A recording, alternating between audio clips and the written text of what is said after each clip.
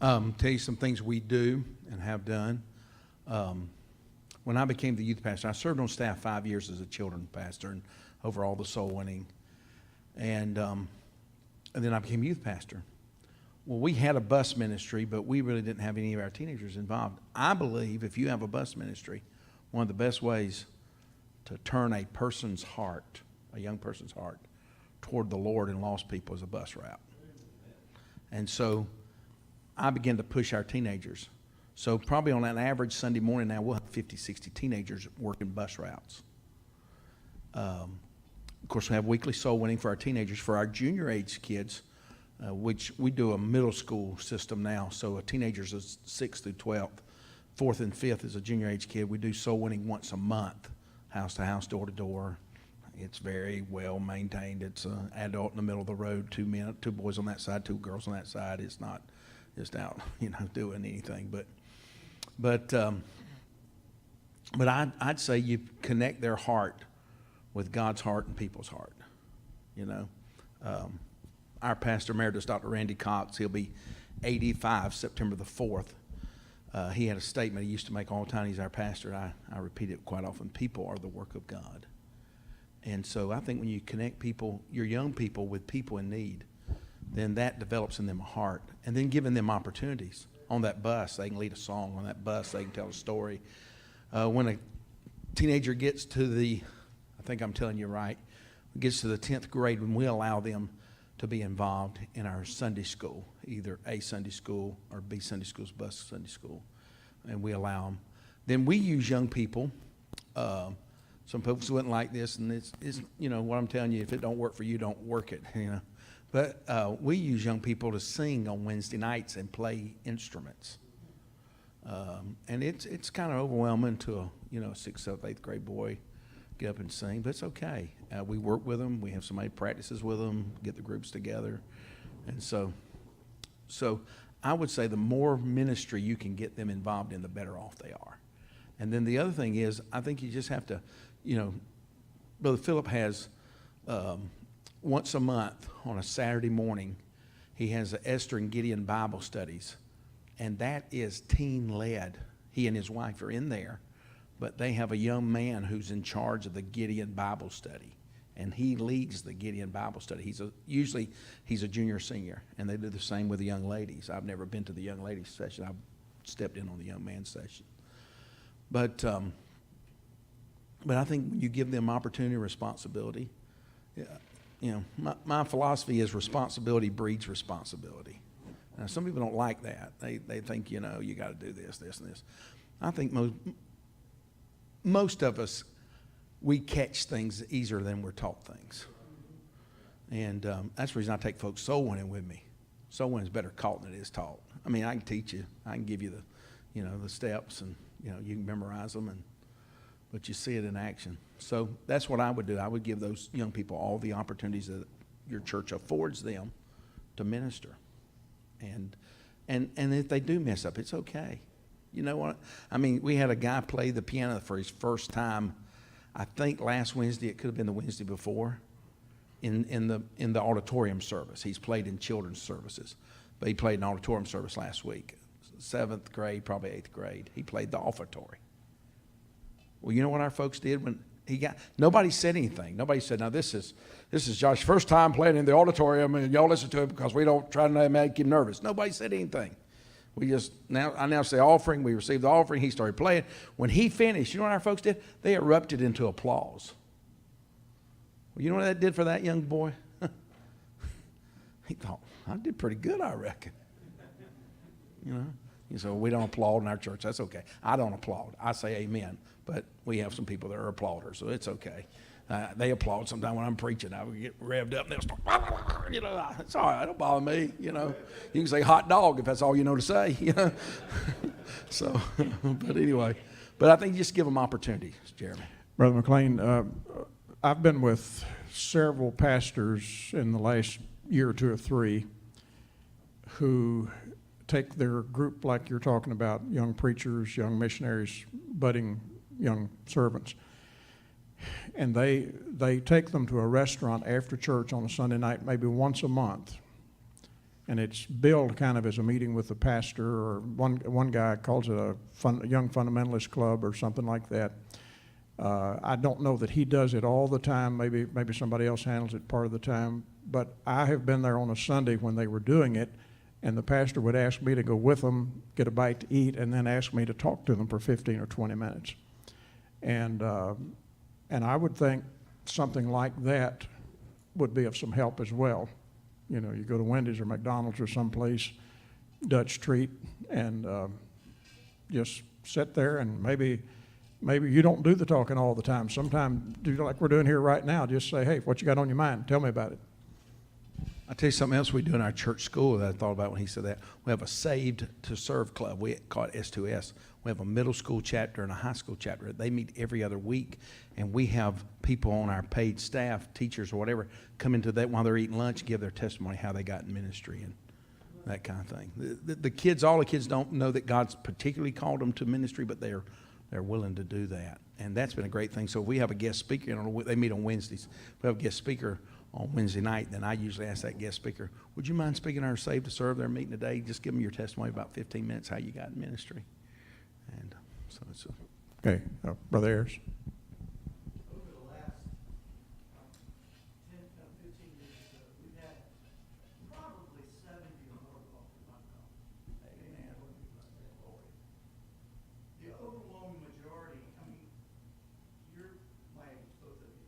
So, you know, you go to Bible college, you send them all. They're not here. They're not here.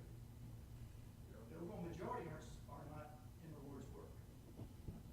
And there's a bitterness with millennials. Your son's probably, I know that you know what I'm saying, because I listen to our millennials. And we were told, send them to Bible college, get a non-accredited degree. You can talk about accreditation how you want to.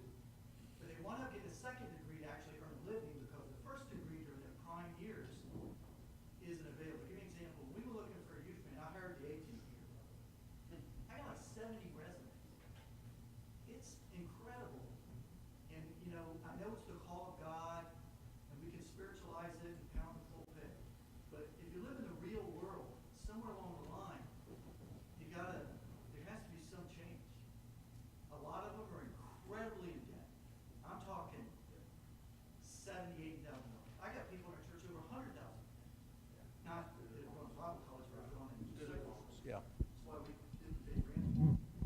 But I guess I don't have a question. This train is coming to an end. I think the Bible colleges, as far as I know, some of them are a third of what they used to be. The amount of students going isn't what it was. Online education, you can do a lot cheaper. They can stay in our church. I can disciple. And I don't know what your thoughts are. Maybe it's an anthem. It's something you guys have never before. But I think, my personal opinion, when I say the emperor has no clothes, it's not working. At least it's not in our church. And I see we're not alone in this. I've seen some of our millennials that are in their 20s and 30s. They're bitter. And you say, well, bless God, they should have done. I understand, but they're kids. They only do what the pastor said. Go off to Bible college, get a degree, and they get degrees. If it's a secular degree in certain fields, they can even get a license to practice. And now they're 26, 27 years old, they're married, and they say, why didn't I do, it's a mess. Well, And I think the mess, somebody needs to take the veil off and say it's a mess, in my opinion. But maybe I'm in the minority. well, now you've articulated a problem, and I think for those of us who have pastoral roles or other leadership things where people are looking to us, if a young person walks in and says, what should I do here? I'm going to evaluate who they are, where they're headed, what their goals are. Bible college is not for everybody. Some kids want to go into medical field. He's wanting to become a nurse like the brother sitting behind you there, or he or she wants to go into law enforcement or whatever. Now, if they want to go to Bible college for a year, I'm okay with that. But my suggestion is that they go to something else. And I'm not talking about a secular university. We've got places where they can go. and where they can prep themselves and get into those fields. But sometimes maybe some of us have steered them incorrectly. Even with my preacher boys and my missionary young men and ladies, not every Bible college is going to get the job done. I like for them to go to some place where that there is solid, fundamental stand and all of that, but it needs to be some place where the fire's burning too. You know, you can put them into a college that's where the whole scenario is deader than a doornail, and you know they'll probably come out that way. When I was pastor in Maryland over here, you know, I sent kids off to college, and a lot of them, and some of them went to some places, and they came back to us in worse shape than when we sent them. And so, you know, I'm knocking on wood and saying, wait a minute here, you know, what are we doing? And I think you have to keep evaluating that. You know, I remember a time when I could send kids to Lynchburg or to Chattanooga, and everything was good. I am telling you how old I am now, run into middle age. But you know, that day passed. That day passed. I mean, the school in Chattanooga doesn't even exist. And so things do change, and when they change, we need to keep our eyes open and do what's best for our situation. And I think that is where we have been somewhat dishonest. Okay? And I don't think intentionally.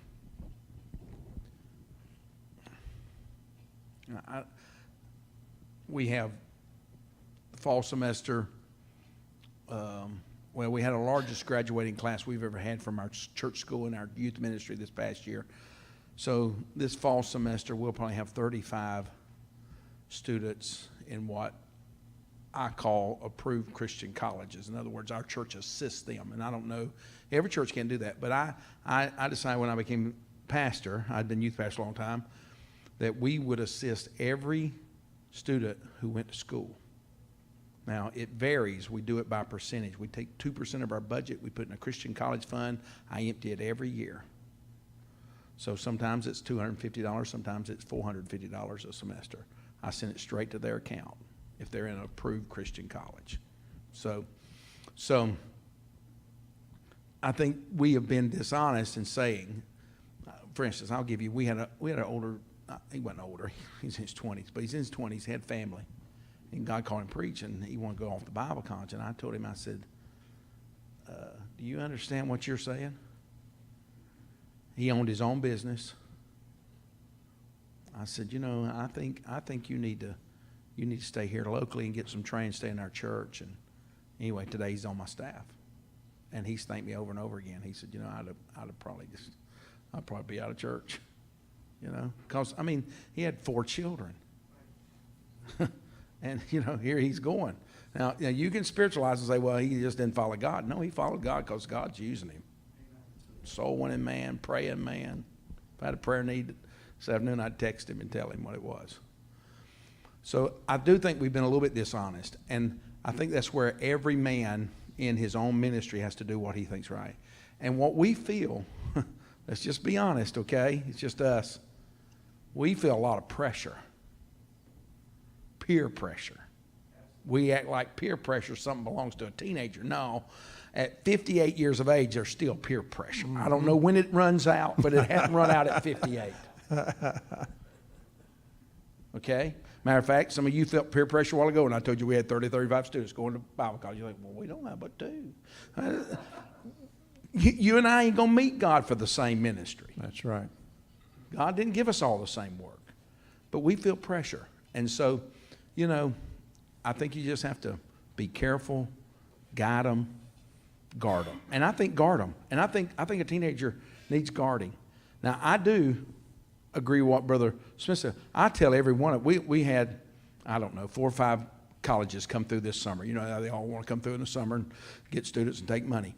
And so, you know, and we're good to them. We put them in a hotel. We don't put them in houses. And so, you know, we get comeback business. And so, you know, but I tell our folks, I believe every Christian young person would be wise to spend a year in a Christian college just to get a Bible foundation in their life. But I know that's not for everybody, and I know all our young people aren't going to go there. But I think it's good to encourage them, but I think it's good to be honest with them. Yes, sir. Would you? Just to follow up on that, I don't know if you have time. The Wall Street Journal did a story not that long ago. It said there's so many so many school teachers, whether Christian or not, graduating. If they stop giving out their degrees, all schools in the whole U.S. shut down. There would be an overabundance of teachers that take like 6 years to get the background. But yet we're teaching our young girls go off to a Christian college, become a teacher, and actually think. And some do, I'm not saying that. They actually believe, their parents believe, because I've heard it. And these schools are telling them there's actually some position when they graduate. It's in fantasy. And I live in the real world. I mean, I'm just saying it doesn't happen. Maybe you have a connection, maybe you're going to go to some school and, you know, it's a missionary and serve, but it's not happening. And we're ruining children's lives because they actually were told up to the day they graduated, there might be an actual job for you. I'm sure every now and then a job at the lottery you get a job. And I'm saying that sarcastically, of course. But in the real world, and Christian schools are closing down. I mean, I guess we all know that. I mean, a lot of them are. So we're telling our young girls, and I had 3, you know, maybe they're, so we steer our kids somewhere totally different. Not that, you know, I don't want bitterness. And I think that's what I see as bitterness. And then I'd say, on the other hand, as a pastor of a church that has a school, I needed 8 teachers this year. I know. So I know that there's, It's absolutely off the charts. right. Yeah, university, Well- Edinburgh University, the biggest teachers college maybe in this region of the country, they're talking about closing down. And this is a secular school, it ain't there. And I guess that's where I'm at. And it's not that I'm against it, I feel as a shepherd, I feel responsible. Well, interestingly, the flip side of that coin is, in my travels, I hear guys all the time saying what Brother Rabon just said, I need 3 school teachers and I can't find them. So I'm seriously, I'm hearing that a lot. And one more little postscript. Brother Hawkins said it earlier in reference to our working with people and our advising them and so forth. The best of men are men at best. And we all sometimes are fallible. I tell people sometimes I'm working on infallibility, but I'm just a little bit short, you know. And I think we all have to acknowledge that, as Brother Rabon has just done. So, are we ready for us to be done? All right. I'm really kind of shocked that nobody asked me who was going to win the World Series. Now, well, I was going to say for our brother who's going to Boston. To Yes, start sir. the church. Where's he at? I hope they don't win the World Series, because that means my Orioles have a chance. But I hope they don't win, because if that crowd in Boston wins the World Series, none of them will be interested. Be better if they just take a nosedive, and then they'll be so depressed they'll listen to him when he gets up there to start the church. Amen. Thanks, guys. We appreciate it.